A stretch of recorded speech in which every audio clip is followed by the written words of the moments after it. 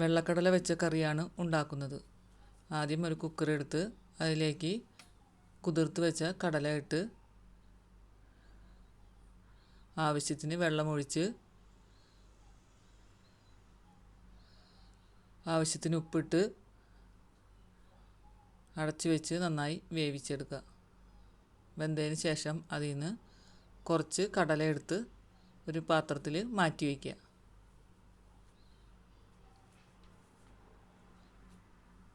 അതിനുശേഷം ഒരു പാൻ ചൂടാക്കാൻ വെച്ച് അതിൽ എണ്ണ ഒഴിച്ച് ഒരു കഷ്ണം കറുകപ്പട്ട, ഒരു ടീസ്പൂൺ പെരിഞ്ജീരകം ഇട്ട് നന്നായി മൂപ്പിച്ചെടുക്കുക.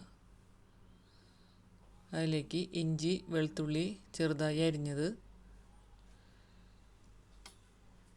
3-4 മുളക്, പച്ചമുളക് കീറിയത്, കുറച്ച് കറിവേപ്പില ഇട്ട് നന്നായി വഴറ്റിയെടുക്കുക. അത് വഴറ്റി വന്നതിന് ശേഷം അതിലേക്ക് 2 സവാള അരിഞ്ഞതിട്ട്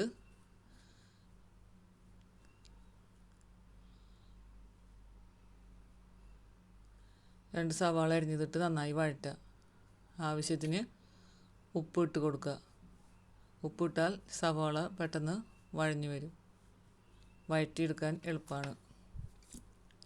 അതിലേക്ക് വഴറ്റി വന്നതിന് ശേഷം 1/2 ടീസ്പൂൺ മഞ്ഞൾപ്പൊടി, 1 teaspoon Kashmiri chilli powder, 1/2 teaspoon എരിവുള്ള മുളക് പൊടി, 1 ടീസ്പൂൺ മല്ലിപ്പൊടി, 2 ടീസ്പൂൺ മല്ലിപ്പൊടി, 1 ടീസ്പൂൺ ജീരകപ്പൊടി ഇട്ട് നന്നായി വഴറ്റിയെടുക്കുക. ഇതിലേക്ക് ഒരു വലിയ തക്കാളി അരച്ച് വെച്ചത് ചേർക്കുക. തക്കാളിയുടെ പച്ചമണം മാറുന്നത് വരെ നന്നായി വഴറ്റിയെടുക്കുക. 1 ഗ്ലാസ് തൈര്, അതിലേക്ക് നമ്മൾ മാറ്റി വെച്ച കടലയും കൂടി മിക്സിയിലിട്ട് നന്നായി അരച്ചെടുക്കുക. തക്കാളി നന്നായി വഴറ്റി വന്നതിന് ശേഷം ഇതിലേക്ക് അരച്ച് വെച്ച തൈരും കടലയും അരച്ച് വെച്ച മിശ്രിതം ചേർത്ത് കൊടുക്കുക.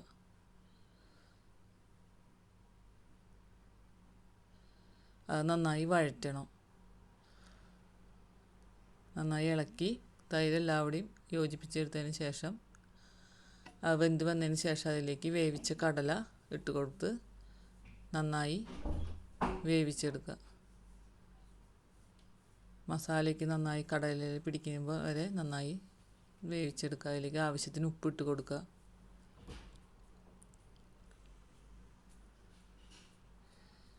നന്നായി ഇളക്കിയതിന് ശേഷം ഗരം മസാല 1 ടീസ്പൂൺ ഗരം മസാല ഇട്ട് നന്നായിട്ട് മിക്സ് ചെയ്യുക.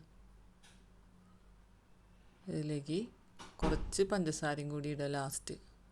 എന്നിട്ട് നന്നായി ഇളക്കി മിക്സ് ചെയ്യുക. നന്നായി കുറുതായി വരുമ്പോൾ അതിലേക്ക് കറിവേപ്പില ഇടുക. നമ്മുടെ സ്വാദിഷ്ടമായ കടലക്കറി റെഡിയായി. ഇത് പൊറോട്ട, ചപ്പാത്തിയുടെ ചോറിൻ്റെ കൂടെ കഴിക്കാൻ നല്ല കറിയാണ്.